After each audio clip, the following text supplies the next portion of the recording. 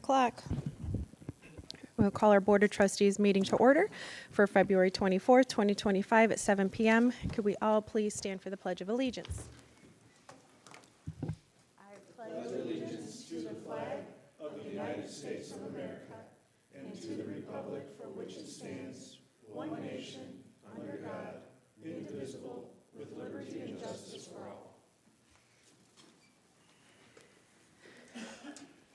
Clerk Lucero, could you please call a roll? Yes. Bartholomew. Here. Edwards. Here. Fowler. Yes. Care. Here. Parker. Present. Rossa. Present. Sorry.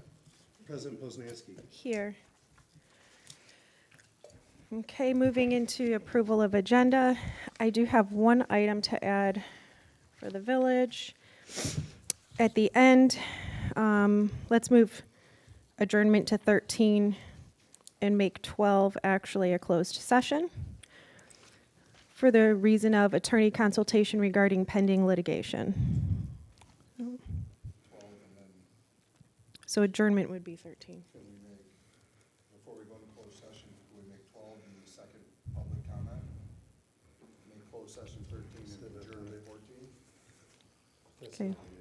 No, so public comment 12, 13 closed, and 14 adjournment.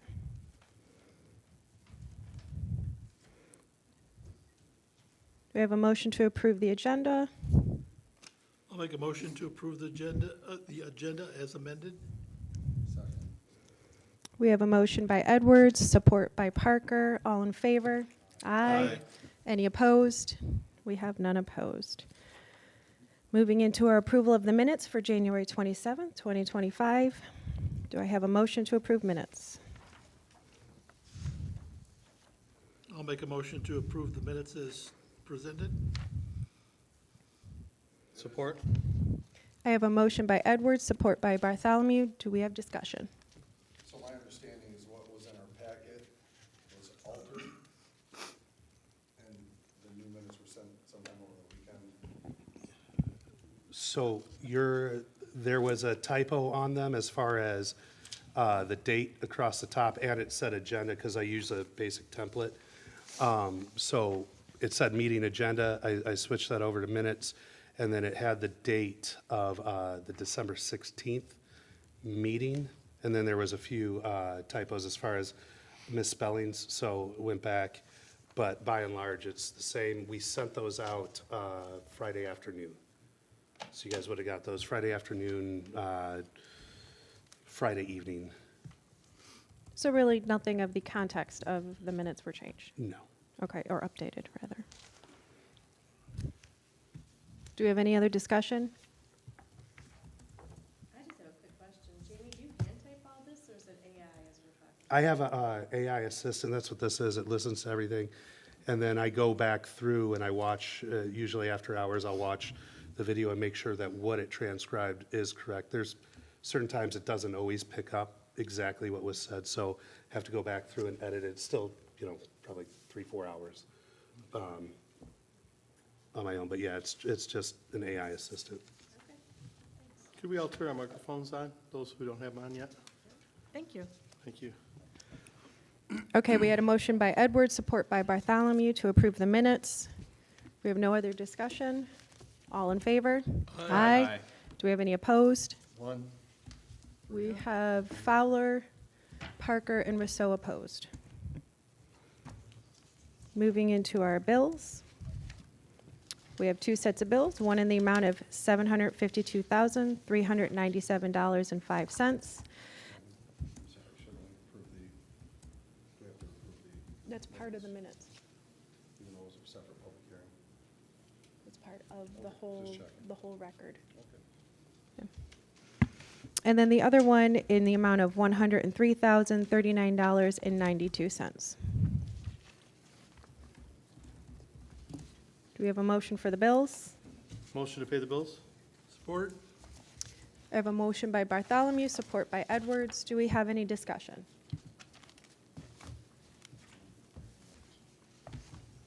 Hearing none, could you please call the roll? Bartholomew? Yes. Edwards? Yes. Fowler, Yes. Care, Yes. Parker, Yes. Rosso, Yes. President Poznanski. Yes.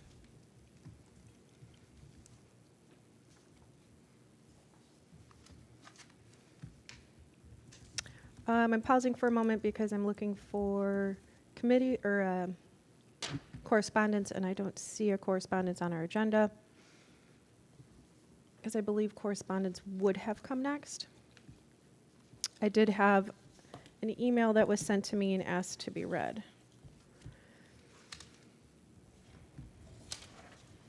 So we're making that number 6? Yes.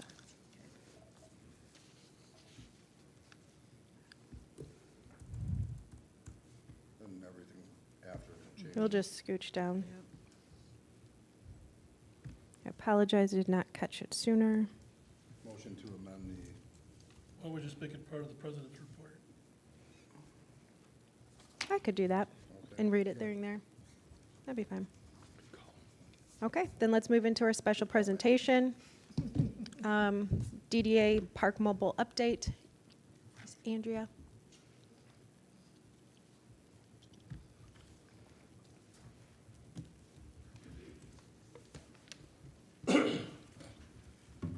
So we just have a very brief update. Our new park mobile signs have been delivered. Kay, our executive director, is coordinating for an install by February 26th. Other than that, everything is set to go and move forward with the program. Okay, any questions? you have a go-live date? Once the signs are installed, we will be going live. And our coordinated date right now is for February 26th. So that would be this Wednesday. Correct. And as they go live, they are live, and you do need to abide by the Park Mobile app. We do have the month of forgiveness, though. But the month of forgiveness does not mean that you don't have to do it. It's for a month of practice, essentially. If you need help or you can't quite figure it out and you can't get it done, there is forgiveness to the fee, and you call, there's phone numbers asking for help. If you do it incorrectly, there is forgiveness for the month till we all figure it out. So how will the people know that month forgiveness? It's on the advertising. Yeah, I mean, it's if they were to communicate with us, the program is live. We're giving the month of forgiveness as far as just kind of helping people understand the program and get used to it. But for all intents and purposes, if you are parking in the paid parking spots, you should be using the mobile app. Yeah. What is the fee structure? And I know there was some discussion back and forth on initially, was it 15 or 20 or 10 minutes or something? The first was gonna be, So we did make some adjustments on the fee schedule that was approved, and the first 15 minutes are going to be paid back by the DDA to help coordinate with those short-term trips. So that will be a free 15 minutes. so you basically We're covering the first 15 minutes. check in and then. You still need to you use gotta the app. check out within the 15. As soon as you're parking, you want to use that app, the DDA will pay the first 15 minutes for those short-term. You still have to fill it out. You still have have to- to do the If you app. pull in a paid parking spot, you do need to use the app.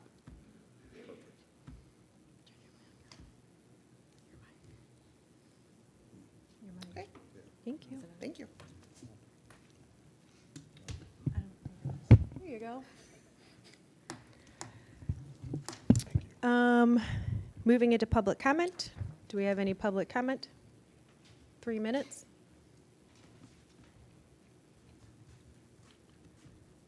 Hello, I'm Danielle Lee. I'm at 171 Tilson, and I'm also a TDA board member. Being an elected official carries significant responsibility. Effective decision-making requires effort. Attending monthly meetings and casting your vote is simply not enough. It necessitates preparation, accountability, and making excuses or deflecting blame for lack of effort undermines that trust. In recent years, observing the village council meetings has often felt reminiscent of high school dynamics. The ongoing he said, she said rhetoric is not only exhausting, but also detracts from our shared purpose. Being adequately prepared means raising concerns about missing information prior to the meetings, ensuring your email communication is functional, and reviewing materials before sitting down at the table. If you have been following the meetings over the past year, You've noticed that some members exploit loopholes to stall progress on matters they oppose. It's vital to remember that any professional setting, accountability for preparedness is paramount. Our village trustees receive a monthly salary of $125 plus an additional $75 for each meeting attended. At the village workshop on January 30th, where accountants presented compelling case for increased revenue generation, I was taken aback that not a single trustee proposed foregoing their monthly compensation. The potential savings amount to nearly $13,000 annually. Instead, suggestions focused on trimming expenses like K-cups for the village office. The accountants highlighted the need for approximately $1.5 million in revenue. While acknowledging that receiving such concerning information can be challenging, redirecting blame to past expenditures seems misplaced. Our police chief has expressed concerns regarding low compensation for our police officers and dispatch staff compared to neighboring municipalities, many of whom supplement their income with second jobs. These individuals are dedicated to our safety and service. While it is easy to profess support for our first responders, true support requires tangible action. As a DDA board member, I do not receive compensation. The DDA utilizes tax increment financing, which is a mechanism to capture increased property tax revenue to fund projects within the DDA. The funds are not allocated by the village and cannot be redirected somewhere else. It's unfortunate that some elected officials seem more inclined to assign blame rather than collaborate on solutions. The purchase of new winter decor by the DDA is not the reason we need $1.5 million in revenue. While some trustees have posed pertinent, difficult questions regarding potential avenues to increase capital improvement funding, others have shown surprise at the suggestion of raising water rates or taxes. For the past several months, I witnessed numerous requests for essential equipment and funding being denied across various departments. Given this context, it's perplexing to see You have 30 seconds. astonishment at the revelation that we need to raise revenue. It is challenging to justify paying a trustee solely for attendance at a meeting. While some trustees engage more deeply through subcommittees, this commitment is not unreasonable. Serving your community in such a manner is an honor and should not impose financial burden on the taxpayers. I urge you to please work collaboratively, have an open dialogue, and engage in difficult conversations. Thank you. Thank you. Do we have any more public comment? Zach Fowler, 319 Dickinson, Romeo. At the Planning Commission meeting this month, Jamie, thank you for reading Mr. Stagner's resignation letter. That's what I'd like to say. Thank you.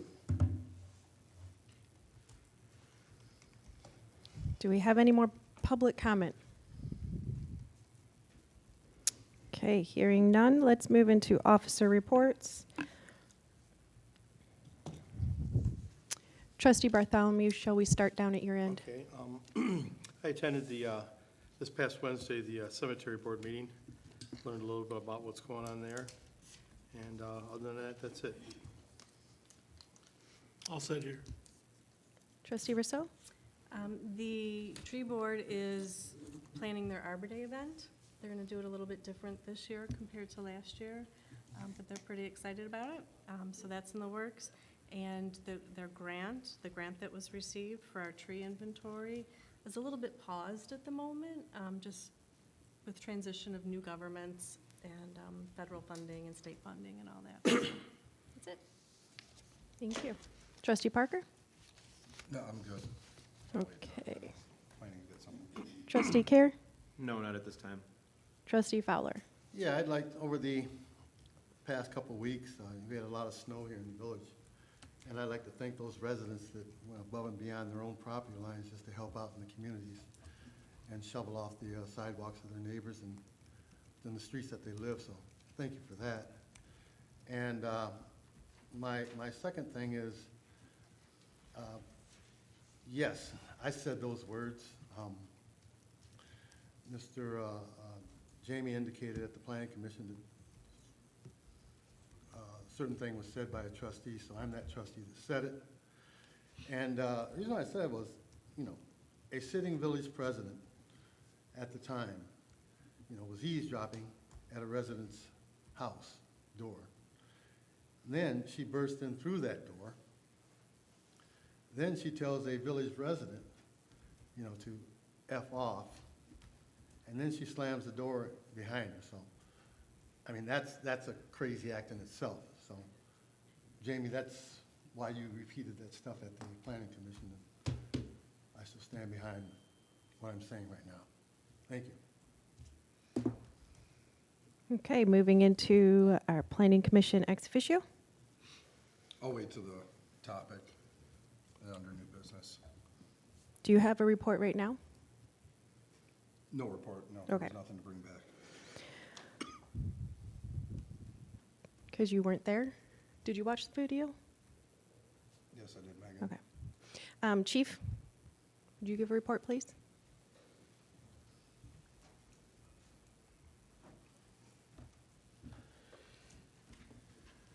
Evening, everybody.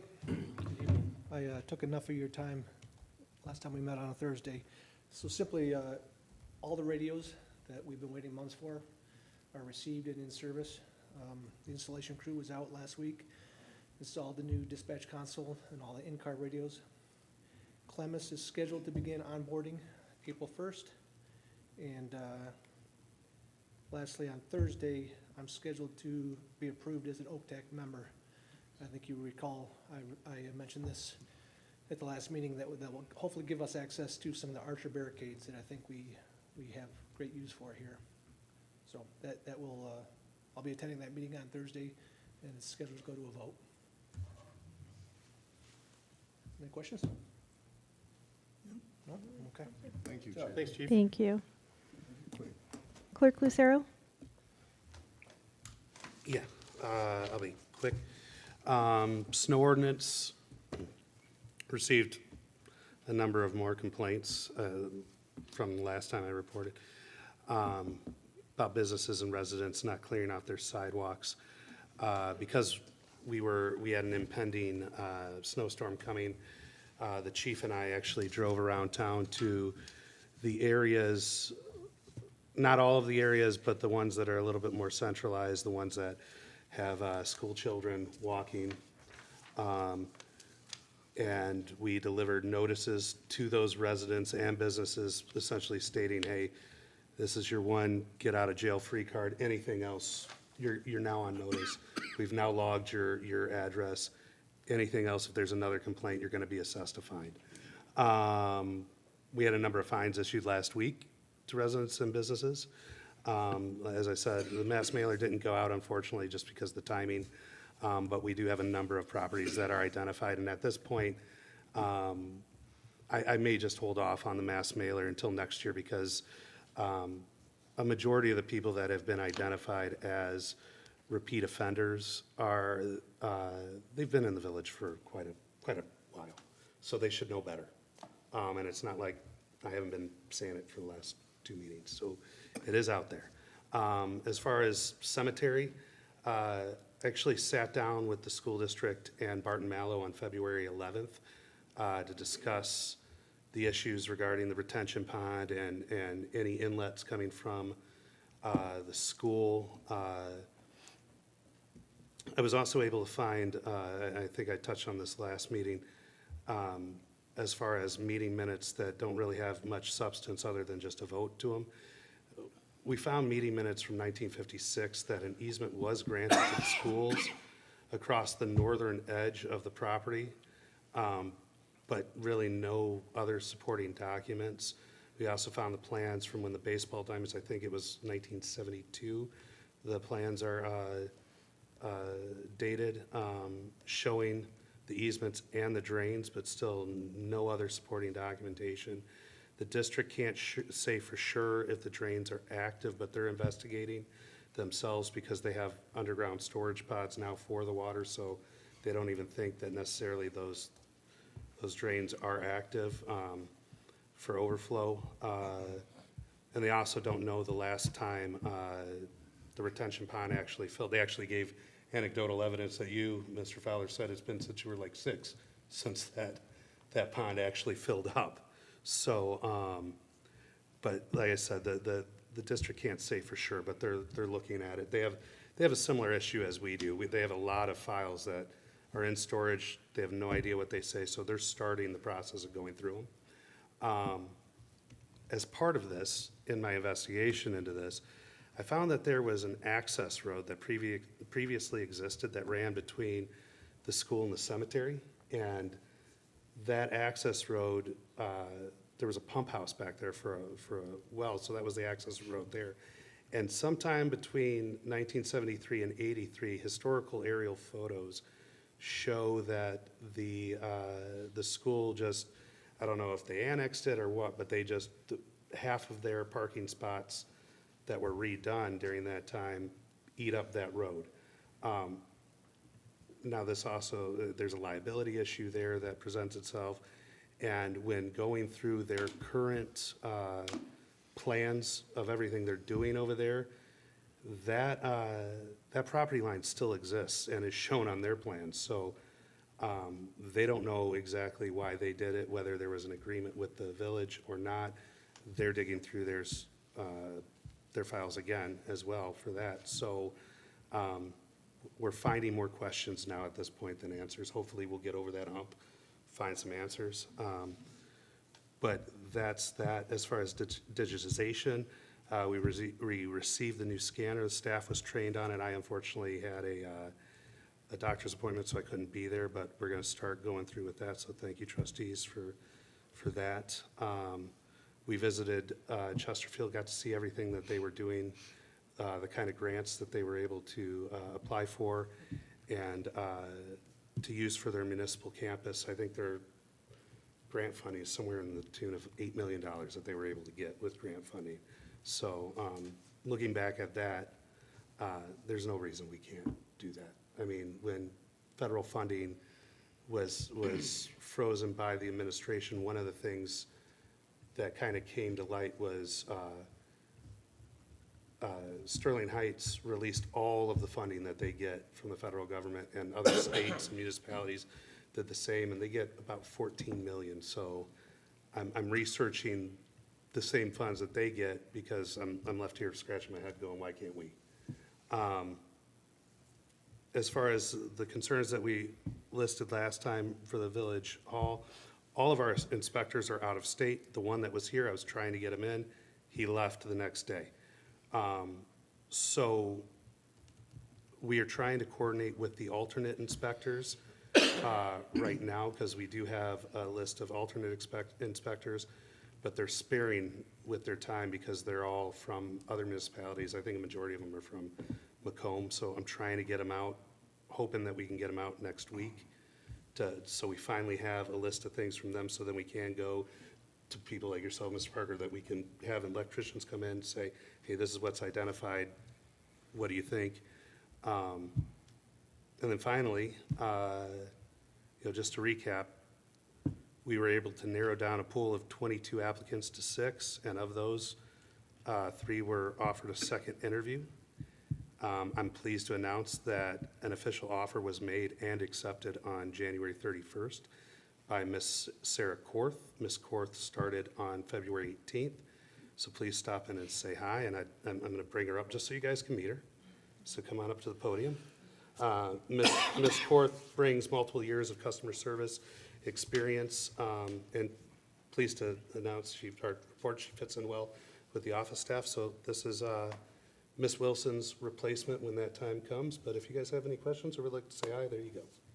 It's nice to meet everybody. I'm very excited. Thank you. Does anyone have any questions? Have you on board?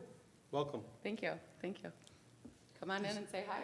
Is Cindy still there now, or? She is. She's going to be here for about 2 more months. I thought she was gonna leave in April. Yeah, so we're trying to have Sarah, it's trial by fire. You got to learn as much as you can before Cindy's gone.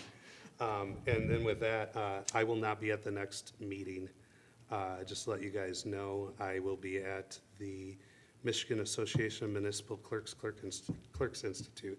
I was told by the Bruce Township clerk that it's something I should probably go to. So I registered. So the 17th is the next meeting, so I will not be here. Miss Wilson is likely it'll be probably one of her last acts for the office, but she's going to be here taking the notes likely for me. She's probably just learning that right now because I haven't talked to her about it, but yes. So that's it. If you guys have any questions, I'm open for questions, concerns, statements. Yeah. You said you met with the school and with Barton Mallow? Yes. Who'd you talk, do you remember who you talked with Barton Mallow? I have all of their cards. It was like 8 of them. So it was the head of their superintendent, their lead engineer, their vice president of engineering. There was, and then some of the project managers. There was about 8 of them. There's a young guy too, and I could probably get you the names of them because I know you talked to a Yeah, I number was of talking them. with them, yeah, just to follow up and see. Yeah, I see so- them on a daily. And, yeah, because I thought, I don't want to say I thought, they told me they were still hooked up, if they're active or not, but they were still hooked and said they could potentially get some flow. Yeah, so what it looks like is the 2 inlets may be just culverts that divert into a tube. And so there's a tube coming in from the east, and then there's one that might be active on the northeast side, or coming in from the west, sorry. Okay. And the one to the northeast is, one of the engineers from AEW went out there, and it was overgrown, there were bricks and stuff thrown in there, he cleared it out. He said it doesn't look like it's been used for a while as overflow, because that's the overflow that's supposed to shoot out onto Walter Sheets. And then there's also a concern that it's the one that may be active from the west.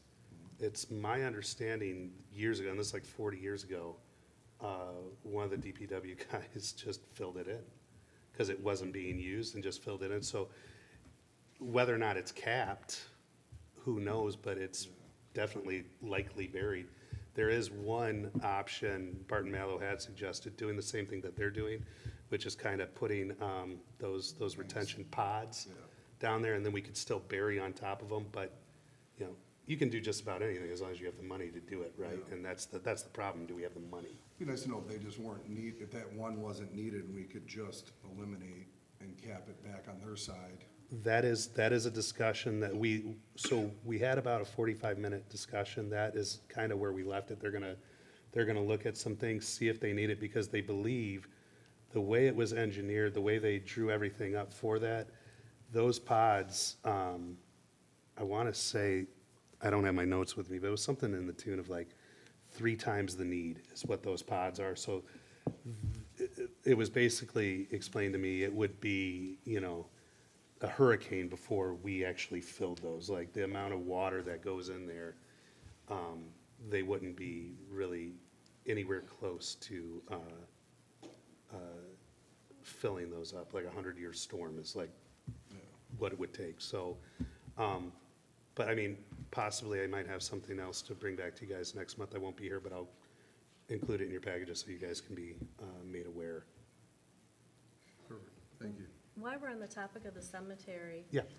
just for the public's information, could you share the policy that was passed by the cemetery board as far as transferring?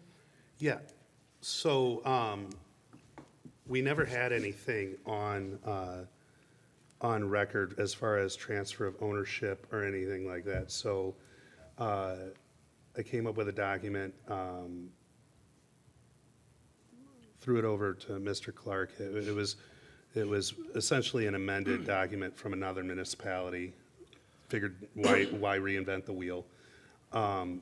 There is a fee right now as far as just processing the document. It's $150 for the processing fee. Now, when the cemetery board comes up with, I'm trying to help them write an ordinance that will then come to you guys to look at and vote on, that goes in line with this document, because the document had another fee on top of it that it was advised by legal, we can't, it wouldn't be in good taste to do that unless we had a law that was behind it stating as such. And it goes back to what I had said, where we can't really regulate the secondary market, and the number one complaint I get from residents in terms of the cemetery is that they pay a millage for something they can't use. So when people are buying plots on the secondary market and just coming in and registering with us, they're not paying anything towards perpetual care of the village cemetery. So, We're talking about non-residents, correct? yeah, non-residents. So if you're buying it, if you're a resident, then it's just the transfer fee. But if you're a non-resident, So why have a transfer fee if Shelley's gonna sell me her thing so I can lay it on in my cemetery and goes, because there's still a cost that's incurred through the office staff to log it, to change over everything. I mean, it's no different than, I would say permits. If you're going in, it's still, you have to pay for so we have to have things. such a large fee for her to transfer the property to me so I can lay it on the cemetery? And I'm a resident and she's a resident. I guess that's where I'm at. Yeah. Non-residents, I can see where you're at, because they don't pay the taxes here in the village. Correct. Well, that's a different fee. You're talking about perpetual, and you're talking about filing fee. And that's what I was talking about, the filing fee is a fee that's pretty much across the board with the rest of our documents. The only one that we aren't levying right now is the perpetual care fee, because right now, our perpetual care fee is paid by a millage by the residents who can't be part of this cemetery right now until we expand it. I think $150 a bit steep for a resident-to-resident transfer, property sale. Out of a non-resident, I'm 100% with you. But Yeah. locally,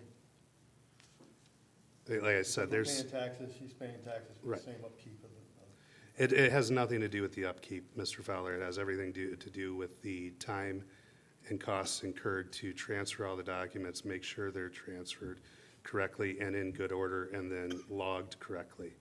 That is the processing fee. And that fee came up with what is in line with our other documents in the village, as well as what other municipalities charge for transfer fees. So, Is it the buyer or the seller that pays the fee? it'd be the buyer, because they're ultimately at the end registering that document as theirs. So you go out, you buy, Buy a house, you're gonna pay a transfer of title, you're Yeah. gonna pay at closing. So, Yeah, I it's mean, the I same. understand, I mean, I think, I would disagree, I think that would be a minimal cost for transferring a piece of property, minimal, which, yes. yeah. like I said, the one that I'm concerned with, that for me, when we're talking about what's fair is fair, is getting this ordinance together so that we can levy a fee for perpetual care. Otherwise, like I said last time, it's just, you're just partaking in something that everybody else is paying for, that you're just getting the benefit of. So So- the initial purchase is still limited to a village resident, but there's nothing. If you're in the office, but like I said, you have a plot, you could sell that to someone in Washington, we can't regulate that, we don't regulate that.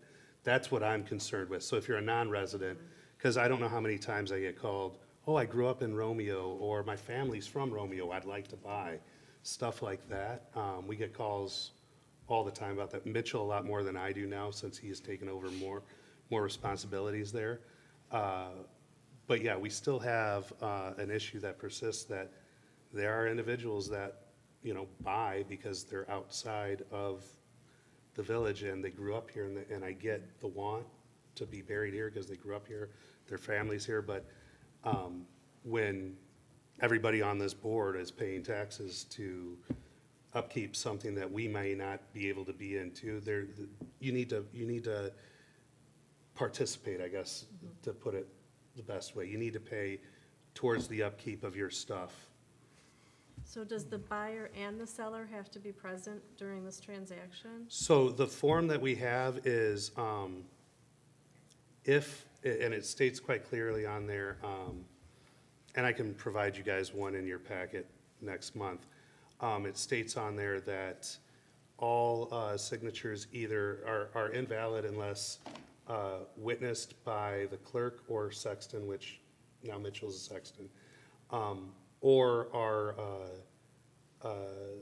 there's an affidavit on there for a notary to state that they have verified that is the person, that they have the correct instruments to sit here and say, this person is this person. And without the notary, or if something comes back to us and it's not signed by a notary, or they signed it and we didn't see it, then we're not gonna accept it.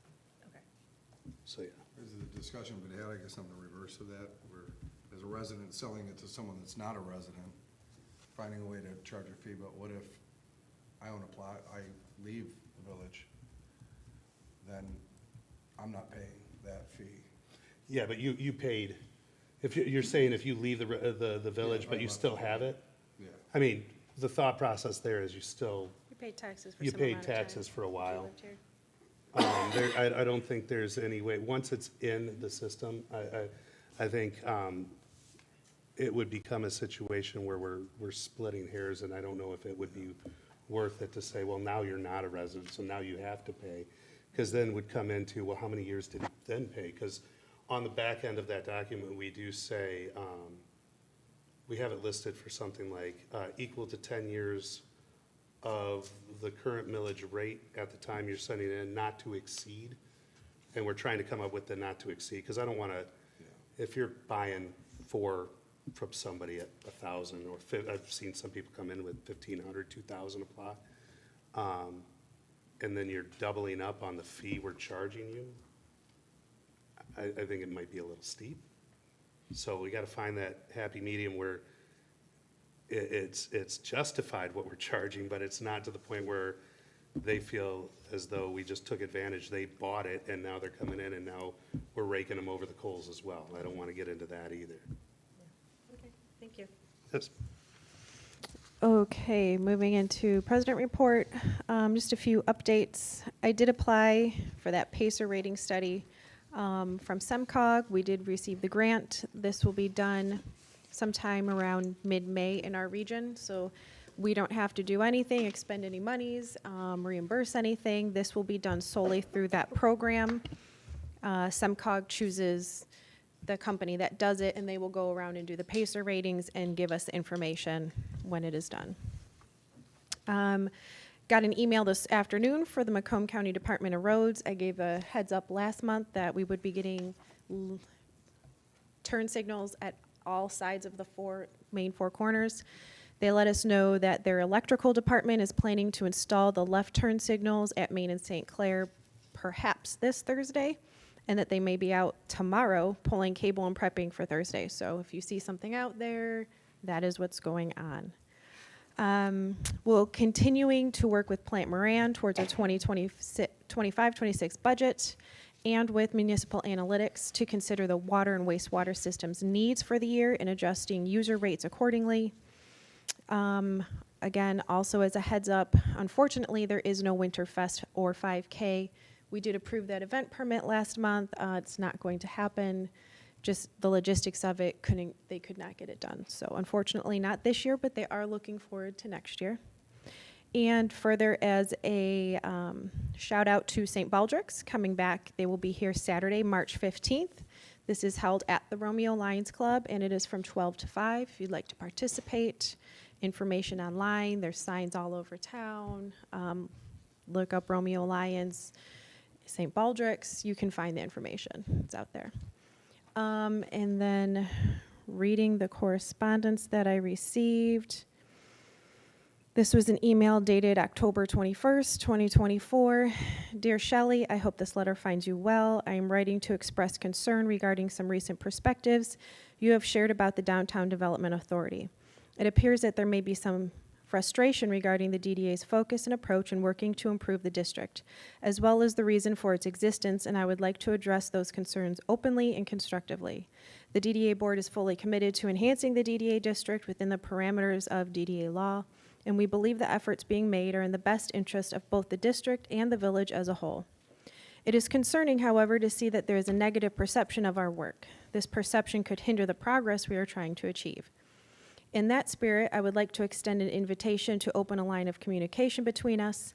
I believe that by discussing our goals, priorities, and the ongoing projects in the districts, we can clarify any misunderstandings and perhaps find common ground. It is vital that we align our efforts, as working together toward our shared vision can only serve to benefit the community as a whole. I would be happy to meet with you at your convenience to further explain the DDA's focus, goals, and the hard work being done. My hope is that through dialogue, we can strengthen our partnership and work towards the same end, a vibrant, thriving downtown district that benefits everyone. Thank you for your time and consideration. I look forward to the opportunity to meet together at one of our great downtown spots and collaborate in the future. Sincerely, Andrea St. Laurent, DDA Development Authority Chairperson. I also received an email, this one dated February 2nd. Shelley, I'm sorry to see that my communication dated 10/21/24 did not merit a response from you, as I believe it is important for the DDA and Village Council to have positive communication and open dialogue. I again feel it is necessary to extend the offer for communication and education on the role and funding of the DDA after hearing your comments regarding the DDA at the special meeting on 1/30/25. Megan and Jamie, I ask that this email and the one dated 10/21/24 be entered as communication and read at the February council meeting. Andrea St. Laurent, Romeo Downtown Development Authority Chairperson. Is that the end of what you're going to read? That was the communication. Okay, so Clerk Lucero, would you please note that there were further communications within that email that were not presented? Moving into our committee reports, Bruce Sewer. So I did, along with the planning meeting, I did watch the Bruce meeting, and thank you. You got kind of thrown under the bus, I feel, with last minute getting up there. Well, it's clear that they still want capacity. They do, and I do feel, watching that meeting and hearing the conversation, I did reach out and talk to Mike. Okay. There's a clear disconnect and understanding of a lot of things with the original ask, our capacity, what we have. I know we're still waiting on stuff. I asked Mike, and you and your whole board are welcome to come. We can have a discussion here publicly and make it known what all this was for, or if requested, we would definitely meet and go there. Jamie, had you had a chance to talk to HRC? I know we had reached out to see if we could get the members back. We have yet to hear back. I was gonna reach out to them because they are going out. I think, was it this week they're coming out to you, Al? HRC, when is HRC coming out to you? Oh, they already came out. So I'll reach out to them again. Okay.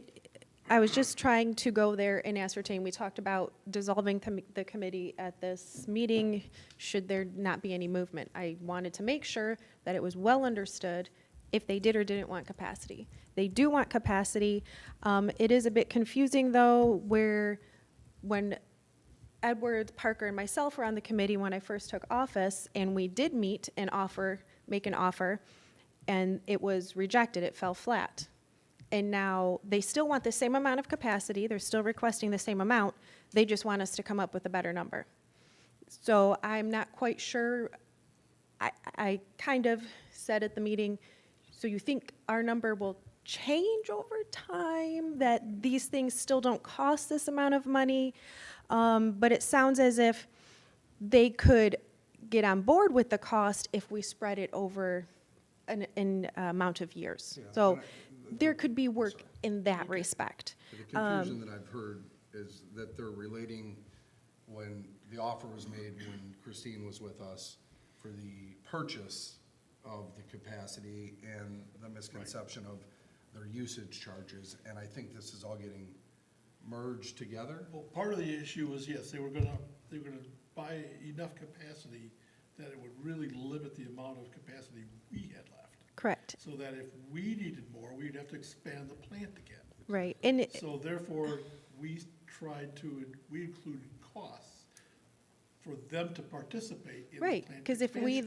then if we sold this portion off, we need enough in reserve to then build more capacity. Yes. They saw that as, I think Treasurer DeGiorgio called it a money grab.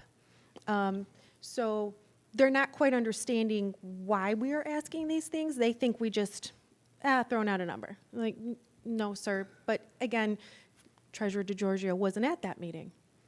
So I suppose that could be misinterpreted, yeah. I would also like to say that going through, because I've identified that I've gone through a ton of minutes. And I'd like to put this on the record. it is ridiculous that the municipality to the north constantly says, just be a good neighbor. When the village, and we have records to prove, has been nothing but consistently, we have been a good neighbor, always helping them out. And when we try to tell them what the cost is, and it's not good enough for them, oh, that you can do better, be a good neighbor. But when the village is getting services from them and say the same thing, hey, it's a little expensive, and we're met with, the cost is the cost, it doesn't, as a resident and now an elected in this role, it doesn't give me, I guess, the warm fuzzies, because I have read, I mean, all the way back, 40 years worth of minutes where we have continually bent over backwards to foster that relationship and to be met with nothing more than really contempt and, oh, you can do better. I at a certain point, and I think the president made a good point of this, why should Romeo have to pay for your service, or why should our people do without? You need to pay for what you're asking for, plain and simple. And I'm sorry if that comes off too hardline, but at the same time, it's where we are at this point. We have a limit. It's our resource. We're not obligated to extend it to them. We are extending it to them, but at a cost, and they have to decide whether or not they can live with that cost, not beat us up. Because again, they gave us one of their resources, and when the village said that's a little expensive, we were told, sorry, cost is the cost. Well, and at the end of the day, the village is not asking for anything. The village does not need this. I've tried to explain it to them. I know I've said it multiple times. The village does not make money off of the sewer from Bruce Township. We have a contract that has two different pieces, where there's a fixed cost, and then at the end of the year, there's a variable cost where we take a percentage. At the end of the day, we essentially charge them what we charge our residents for this. We're not making revenue off of selling them this. So to continue, or for them to ask for more, we're not making money off of them. We are being kind and sharing what we have with our neighbors. Yeah, but Justin and I just need, before we walk back in there, I want to have in my hip pocket a definite, solid number of. Right. I did our warn them capacity. that because their initial ask is the 125, with an additional four, whatever the number is, it gets to another $500,000. Just shy of $1 million. Yeah. Well, Well, $1 they're million gonna have more total, but capacity than us. that will include what they currently have. They want an additional about 500. And I did tell them, there is not that much for you. We will give you what we can. The difference between Bruce Township and the Village of Romeo is that our residents have paid for this and continue to pay for the asset. So we have a responsibility, a legal responsibility, to provide our people sewer. Bruce Township does not. If they have the capacity, they sell it to their residents. If they don't have it, they go, well, you don't build, or you get your septic, however you do it. Here in the village, we have to provide. So when they run out, they run out. It's not a big deal. When we run out, it means a lot. It means a lot to the residents, millions and millions of dollars. So no, we do not sell our capacity the way that Bruce Township sells capacity. When we look at an area and we say this amount of property has the potential, given whatever district it's in, to use, let's say, 20,000 gallons. We reserve that 20,000 gallons for that parcel, period. Even if that parcel only uses 5,000. Because potentially one day, it could use the whole 20. And we will be on the hook to provide that. Whereas Bruce Township, they don't have the responsibility that we have. They go, we have, what do they get, 410? 510. They go, well, we haven't quite hit there. We tend to hit in the 2 to 3. Yeah, sure you can have some more. Well, because when they run out, that's just it. They're tapped out. There is no more responsibility on them after that. So we do have to look at the way that we prepare and look out for our capacity for our residents that have paid for it. I mean, and in all fairness, to Bruce, I don't want it to come unclear, that they do have stake, and they did pay for part of our last expansion. They did pay a good portion during that time when we had a lot of stuff that needed updating. So I don't want to make it sound like we're saying. Well, no, and they can haven't spend that- Paid into And- that treatment plan. And they or can not. use that capacity how they Yes, want. they can use We, that, I that's just, okay, but we they need did- them to they did understand put some our money up. restrictions, because they're sitting, Supervisor Philbrook is sitting here telling me, well, you have some, you don't even use the capacity that you have. Well, but we have different metrics that we, weigh ours by. So, we will share what we can. The residents, we pay a fee on our water bill, the $4 a month.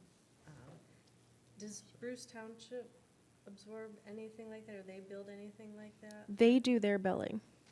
But we don't bill them for anything like that, for, We bill, whatever is in the We have a contract. So contractual those sorts of obligation. things were implemented here in the village after the contract was already in place. So we bill Okay. according to the contract. just the usage? Yes. Okay. And Usage and what is 24 point, it's just shy of 27% or something like that. 24, but. 24.6 or something. Yeah, 24.62% of all of our maintenance and. Yeah, And, upkeep and Bruce has been very good about always paying. They are, when I came into office and realized that the contract was not being implemented properly, and Plant Moran reconfigured the numbers, and I gave them a bill, they paid it right away. They have always been very responsible and kind. No reason not to share with them if we don't have it. But we have to look out for our residents first. So anyways, hopefully the sewer committee, Supervisor Philbrook told me that he would be sending me something in writing. I go, I want to know, what are you asking for? Literally, what do you want? Because all of this communication's getting mixed Listening up. to that meeting, it did sound like it changed from what he was. Did. Yeah, the Sounded much numbers more- changed. It went from one, the initial upfront, they were looking for 100, now it's like. Is 125. 125, 130 or something like that. So that altered a little bit. Long-term, I think it was still the 4 It was almost a $500,000. something, yeah.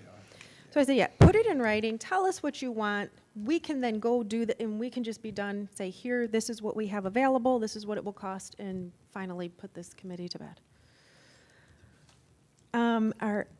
Was there anything else? Okay.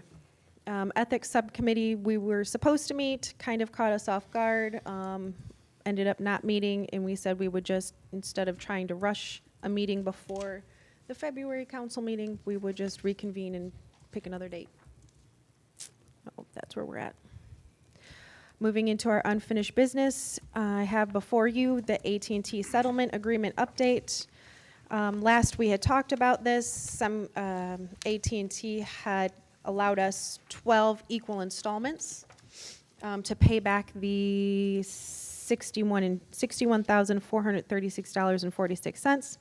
At that time, I asked the council, what are your thoughts if I go back to AT&T and ask them, could we just offer a lesser lump sum and be done with it? We discussed 60%. They have come back at, 75. So that would be the total of $46,777.34. So I bring that to the board for approval.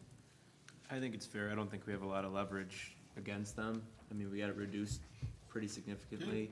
I know they kind of always say to maybe always make, never accept the first offer, but we don't have any ammunition in this And case. just so. because you asked, you got a $15,000 discount. Yes. And they have worked with us all this time. I mean, this has been since the clerk resigned, so we're talking since June. They have given us and went back and forth and taken the time with us. So the 12 months still stands, 12 It'd be payments. a lump. No, we are going to pay lump sum. If we pay, we will I only see. be responsible for 75% if we just do a lump sum and be done with it. It's a I good guess deal. I'd make a motion to pay AT&T bill of $46,077.34. Support. We have a motion by Edwards, support by Care. Could you please call the roll? Is there any further discussion? All right, now call the roll, please. Bartholomew, Yes. Edwards, Yes. Care, Yes. Fowler, Yes. Parker, Yes. Rousseau, Yes. Poznanski. Yes. Okay, I will take care of that. Nice to see that one gone. Finally. We have our tree board ordinance update. Last month, the tree board had requested that their board move up from 5 members to 7 members. What I have for you are the pages that would be affected by this update. The first 2 pages are the current ordinance. The next 2 pages that say draft with the highlighted sections are the draft of what the changes would be. Upon looking at it, there were 3 sections that would need to be changed. Under the section 14-141, created and established, the village tree board, which shall consist of changing that to 7 members. And then directly under that, section 14-142, the terms of office. The terms of office, again, would need to be for 7 persons now instead of 5. And then if you flip the page, section 14-143, under officers and rules of procedure, letter C, this has to do with some voting, and that the concurring vote of at least 4 members of the village tree board shall be necessary to pass any resolution. It had previously said 3. It is looking for a majority of the members, so that would be 4 of 7. These are the changes. I did also email the chair, Mr. Smith, and let him know that as soon as this passes, they will have a new quorum. So until members are appointed, they still have technically a board of 7, and that they would need a different quorum. Could you verify, like what, Mr. Clark, if there's still only 5 seated, is it a quorum of the 5? Or if there should be 7, do they need 4 members now to have quorum? The ordinance will go into effect. If you adopt it, it goes into effect, I believe, within 15 days of the publication.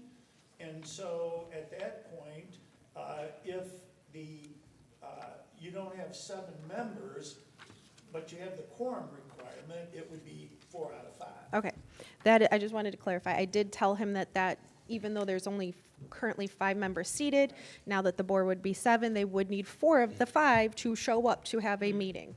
Right. So, Once you make the appointments, it'll be 4 out of the 7. correct. Also saw the staggered Yes. terms. Yes, and I have yet to receive any applications. So as we receive those, we will appoint them and stagger them appropriately. Do we have a motion? I'll make a motion that we pass the tree board ordinance as presented. I'll support. We have a motion by Rousseau, support by Parker. All in favor? Aye. Aye. Any opposed? Nay. We have trustee Bartholomew opposed. Lucero, could we run the announcement in the Romeo record, just to maybe Yeah. draw some, Do you want it outside of the synopsis, so just by itself that well, it's been approved, it's been resolved by the board that yeah, this? because the regular. So just by itself, yeah. Yeah, the Yeah, regular we could do that. publication or whatever you would do Yeah. for, that way people maybe would see it more and, okay, Yeah, absolutely. We can do that. thank you. Okay, moving into our new business, we have our planning commission bylaws. This was an item requested by trustee Parker. So, I know there's confusion on one end, both ends with this. I know we talked about it last meeting. There's been other future communications with the planning. Just wanted to have an open discussion on it and get this resolved. Don't know if, Mark, if you've had a chance to review anything. Mr. Clark, I apologize with this. So the timeline of things plays kind of a good, an important factor into this, because in April of 2024, the Planning Commission was presented a set of bylaws to amend and make additions which we did, we reviewed. They were presented again, final draft in May of 2024. The Planning Commission voted and accepted and moved forward with the bylaws. Recent events have brought up some other bylaws that were adopted in 2022 and being presented as the bylaws that should have been being used. But even though in May of 2024, 2 years later, new bylaws were adopted by the Planning Commission. I don't know if there's a standard practice or something that would outweigh a vote of the Planning Commission to adopt new bylaws that would say we have to use bylaws from 2022. Well, I guess my question here is, discrepancies or not, why is this board talking about another board's bylaws? This is an item for the Planning Commission to decide what their bylaws are. We cannot make decisions, please, no motions to make decisions for the Planning No, Commission. I don't plan on any motion. So I that, started open dialogue because you yourself have sent correspondence to the Planning Commission saying they are acting out of turn. The clerk has came and presented similar red letters that you wrote on top of that to the Planning Commission, you guys are giving the Planning Commission direction on what you're saying they're supposed to be doing and presenting bylaws from 2022. And again, I just want to figure out the disconnect here, because if you guys are making that assumption that we're using bylaws from 2022 and then telling the commission that they're operating wrong, when everyone there adopted and amended bylaws in 2024 to move forward with. well, there's a couple things there, is that they didn't actually amend or accept the bylaws as a whole. They amended, if you look at the minutes you provided, the writing in red. So they didn't then accept those bylaws that were at the table at the time.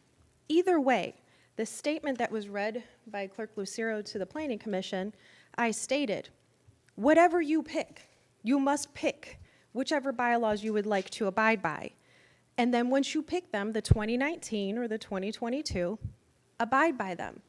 Because the steps that were being taken in saying that there was a resignation, there was not a resignation. There was eventually an email with a resignation.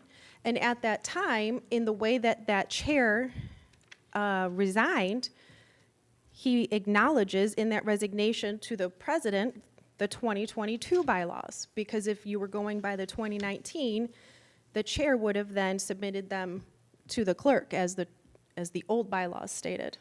So the board had approved bylaws in 2022. They seem to be abiding by them. Whether or not, whichever bylaws they pick, they can pick. They just need to follow them. The resignation of the chair needed to happen with or without the bylaws. I That's understand, but governed also by in that language, it Planning discusses Enabling the- Act. The vice versa, president or clerk, but also you can resign to the chair. And I'm pretty sure Mr. Stegner accepted his own resignation, as he made clear in follow-up emails, that he resigned. And maybe there was some confusion in an initial email, but it was clarified that he did resign. So initially, it was an issue with his resignation being accepted, and then fast forward, then we're being presented with different bylaws. Someone informed the vice chair, no, you're the chair, you're acting as the chair now, without giving the Planning Commission any opportunity to accept one or the other. The And Planning Jamie- Commission and could Clerk do that at any Lucero's time. comment to the Planning Commission said you have to decide, but then reference both and kind of intermingle both. Again, I don't want this to be anger, it's just, it's a big confusion that we were presented a complete set of bylaws in 2024. We went through, we made an addition, they were voted and accepted as presented. We can't If you would say- read the minutes, though, they're not. The minutes that you provided don't say that.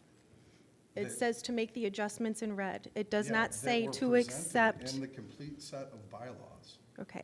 Either way, this is not a village council agenda So item. I'm This is, there asking is no for- business to be taken care of here at the council. And again, I This didn't is a ask for any planning commission motion. business. But you guys are interjecting and giving direction No, to the I- planning commission. As the president, I have the authority to say, hey, you need to follow your own rules. That is all I simply said. Please follow the rules. Please follow your own rules. I can respect that, but then the planning commission did what they did. And then someone says, no, our vice chair is sitting as chair. Planning commission to make that decision, No, your bylaws did. Mr. Parker, can I ask you a question? please. Did the planning commission do a reconsideration at all as far as, I listened to the tape, Jamie gave it two options, either accept one or the other, let the board continue on to do their business, so. Yeah, like I said, I was not present, I was out of town at a conference, but I did watch the whole thing back, and there was no reconsideration vote for the vote that was made to appoint a chair to fill the remaining term. There was no discussion had by the planning commission at that meeting to say, we're gonna go back and go to the 2022 minutes, because we were under the assumption, we were following what was in our most recent packet as adopted and voted on. So your board approved the previous agendas, January and February. Yeah. Okay.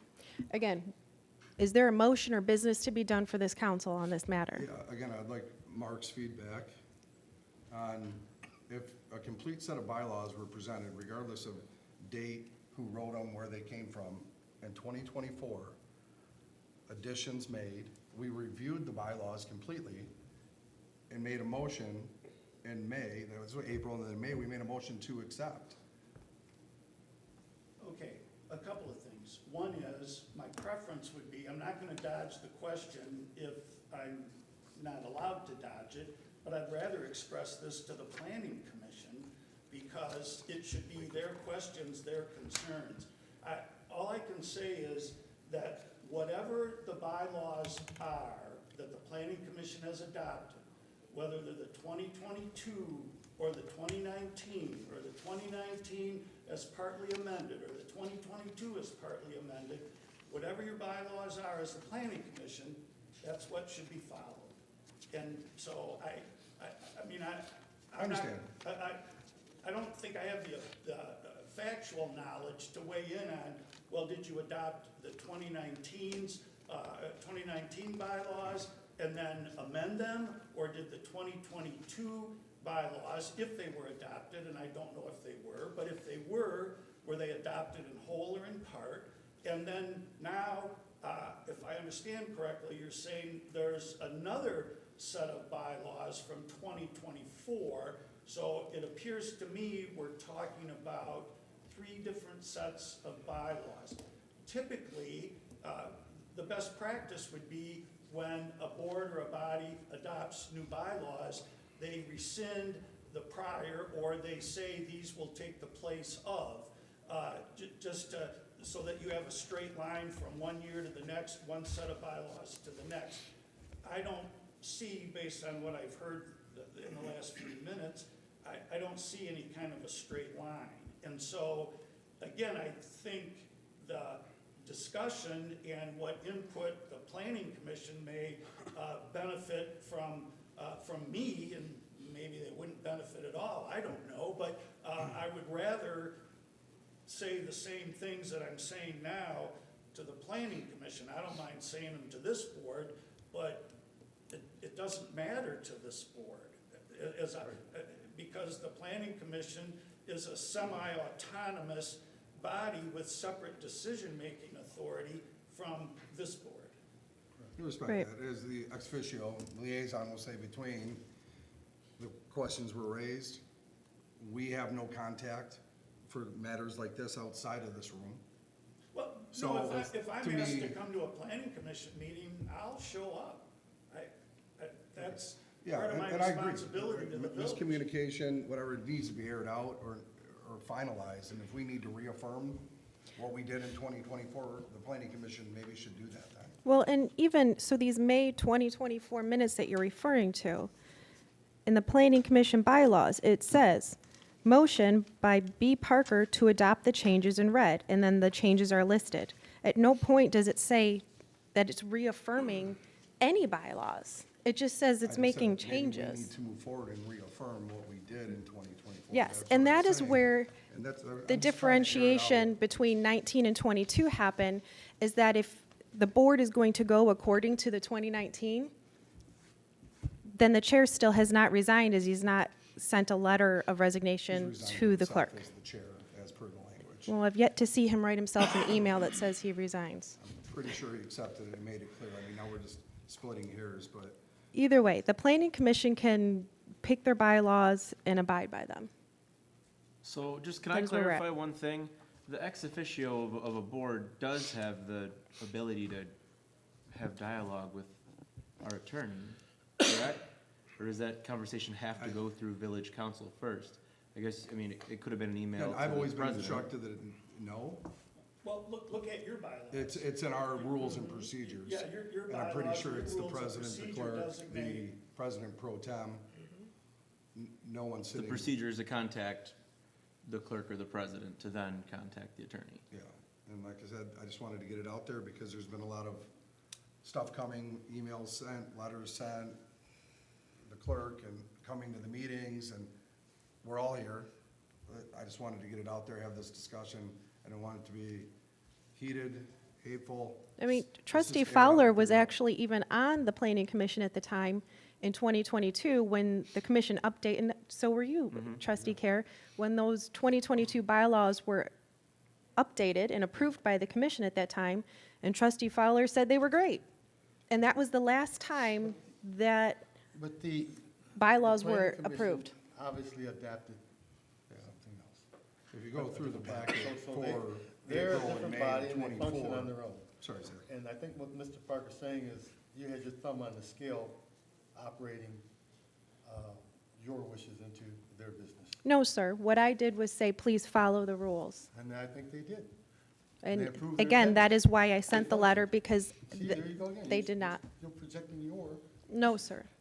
If you would read the letter, it is well documented with the law and the steps. I guess then again, like I said, there's confusion, because in April of 2024, we were presented a complete packet of bylaws with additions that were voted on in May after they were put into the 2019 or whatever they from, I don't care what the date was on the ones, they were presented and voted on, as Your we planner have them. looked at them too. Are those in the package that I received and that you have?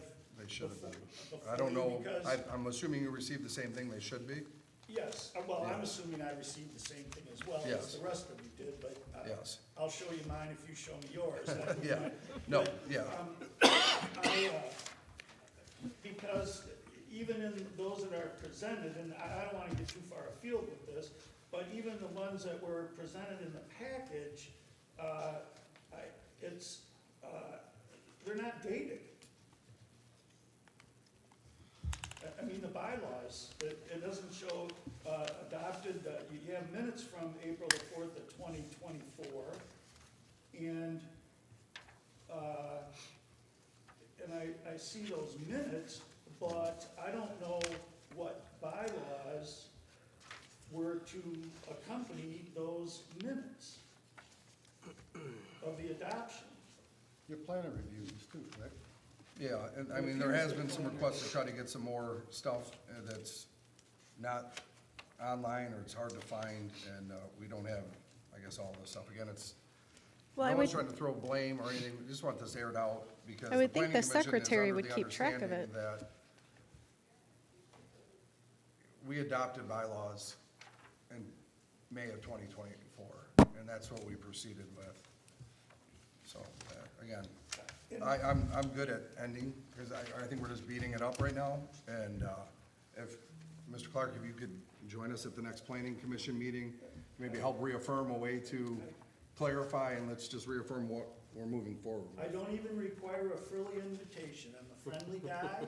You tell me when and where you meet, and I'll show up. Thank you, sir. Seriously, I mean that in all sincerity, because to me, the thing, even if I look at the minutes of April 4th of 2024, and then May 2nd of 2024, the April one says, under unfinished business, planning commission bylaws, and Ms. LeBaire recommending additional language.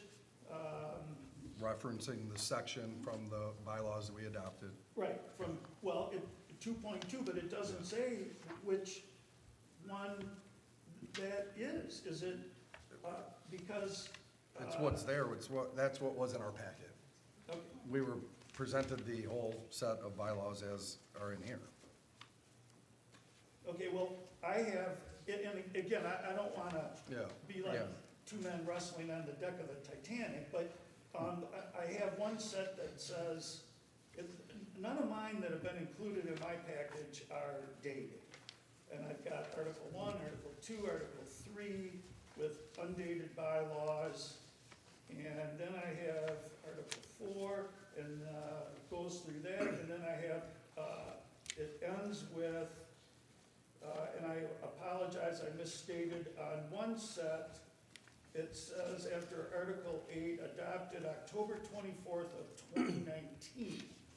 Yeah, that was the copy from what was in our packet for review Okay, and so, for additions. okay, and so, but if there was something adopted in 2022, shouldn't have that been, I'm asking a question, I'm not expecting an answer, I'm thinking out loud. It could have been, or someone could have wrote a whole new set of bylaws with no date on them for review, right? So I guess what was presented in 2024, I guess the date from when they originally were there, I would assume has no weight, because that's what was reviewed, additions made and accepted. So, okay, and so then trying to follow the chronology, if, it sounds like, and again, I'm not trying to pigeonhole anybody, it sounds like you jumped from 2019 to 2024 and no consideration for the 2022s. And I would argue that most of the people sitting on that commission, including the chair, didn't even know that the 2022 wasn't in, or should have been, Okay, right? I wasn't Okay. sitting on there. I'll take some blame in not knowing that there was a 2022 set of bylaws. I had 2019s prior to the meeting in May and April.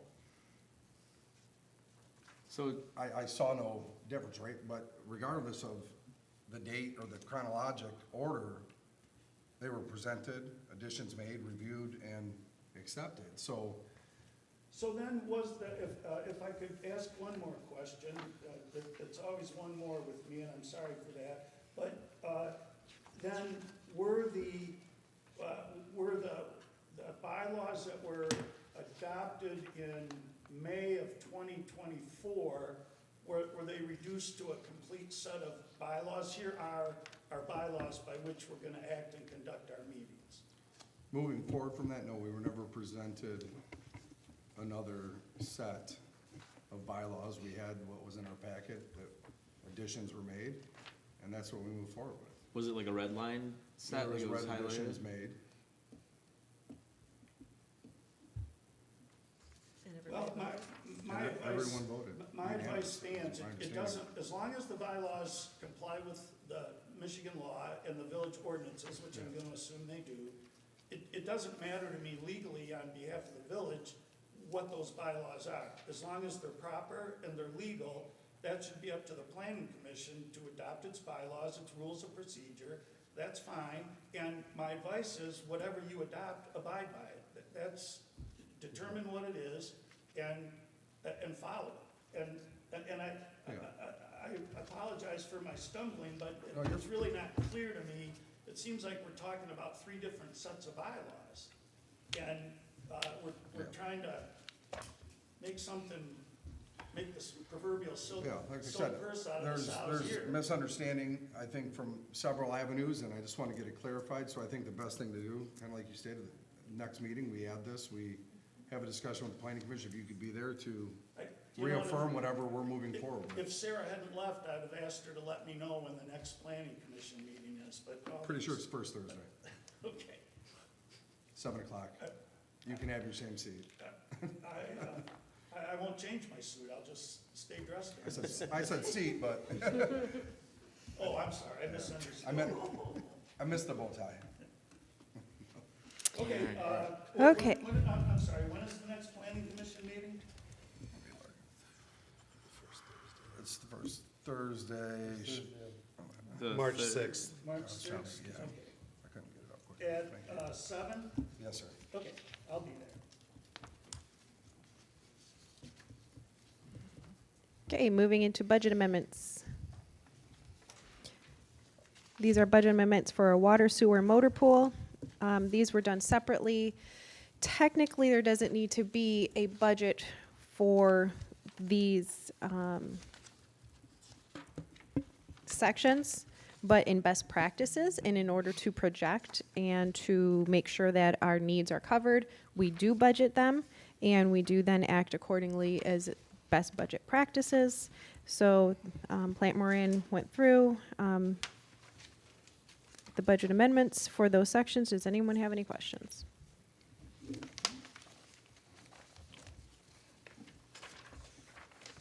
I'll make a motion, we pass the budget amendments for the water, sewer, and motor pool as presented. Support? We have a motion by Edwards, support by Bartholomew. Is there any more discussion? So obviously, once we get more information, back about our assessments of wastewater, we'll be another month or two, we'll probably be amending them again or adjusting the rates if need Correct. be. Correct. This If is just for the present. this is for the current budget, yes. Projecting forward into next year, we will adjust those accordingly for that budget. Okay. That discussion, so all in favor? Aye. Aye. Do we have any opposed? One. Trustee Fowler is opposed. Okay, and moving into lastly, the 2024 road project amendment. We did approve this in the budget amendments last month, however, I did not have the appropriate documentation to approve the overage at that time. So now you have it, they've adjusted it in the budget, however, now we need to actually approve it as a council to spend the money. On the last page, I asked Plant Moran to put together a bit of a counting of it so that you could see. So the original bid was $3,569,666. At this point, the project total cost is $4,071,562.96. So we need an amendment for $501,896.96. Going over this with HRC, the majority, I would easily say 70–80% of this was excess curb. You can see the breakdown in the other information. We did everything we could to keep the project in line. I even ended up taking out a few alleys to be done later with parking lots to try and, as soon as we started seeing that the curb estimate was drastically underestimated, we started making adjustments where we could to try and mitigate the overage. And made the choice that at this time, nothing is as cheap as it is if you do the work today. We had the money, and they were out there doing the work. Could we have come back years from now and then finished this curb? Sure, but when? With how much more money? So, unfortunately, and we have taken steps with Plant Moran regarding the underestimate. We now have a new contact, and we now have monthly meetings to try and mitigate these sorts of things in the future. You said with Plant Moran. I'm sorry, HRC. Okay, thank you. Engineers. Okay. So I'll make a motion to approve the 2024 road project amendment as presented. Support? Okay, we have a motion by Bartholomew, support by Edwards. Do we have any more discussion? So you said you're meeting monthly with HRC. Did they give any type of explanation on why they were so under on their projection? They did not. I have asked many times who went out, did they actually go out, and they did not want, kind of would skirt the question. I personally feel like they just took the last project and threw on a percent, and when you literally went out there and walked it, myself, Tim, and their, Jerry, their supervisor, I'm no expert, I've only done 1 year, and there were so many obvious places that were not included, it was ridiculous. So, was it not going to take care of the people's curb to then come back and tear up the brand-new road in, 5 years or something? No, we were addressing it. It seems like a pretty extreme amount. I mean, because we paid HRC to put this together, and for them to be off by that much, mainly in curbs and stuff that's visible. We're not even talking the unknown that's below the street. It's just, I mean, gotta pay what we gotta pay. It's just, you think, or you would hope that they would come back and say, hey, we're sorry. I know we can't cover it, but here's something. But Trust me, I made the unhappiness well known. It is what it is, Yeah. unfortunately. sucks. Lose faith. Yeah. Okay, if there's no more discussion, could you please call the roll on this? Bartholomew, Yes. Edwards, Yes. Fowler, Yes. Care, Yes. Parker, Yes. Rousseau, Yes. President Poznanski. Yes. Okay. At this time, we have our second public comment. Should any public wish to comment, you have 3 more minutes at the podium. Hearing none, we will move into our closed session. If everyone would please exit the room. Do we have a motion? Yeah, you gotta make a motion, please. Make a motion. Closed session, support. And state the reason, please. Pending litigation. Yes. Thank you. Still support. Motion by Fowler, support by Parker. All in favor? Aye. Aye.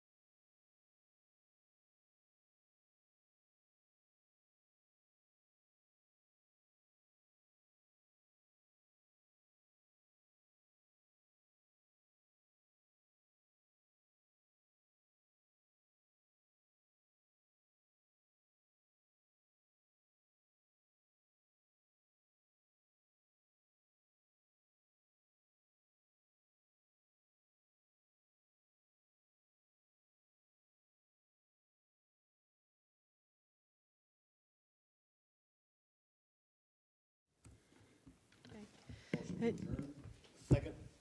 We have a motion by Parker, support by Fowler. All in favor? Aye. Any opposed?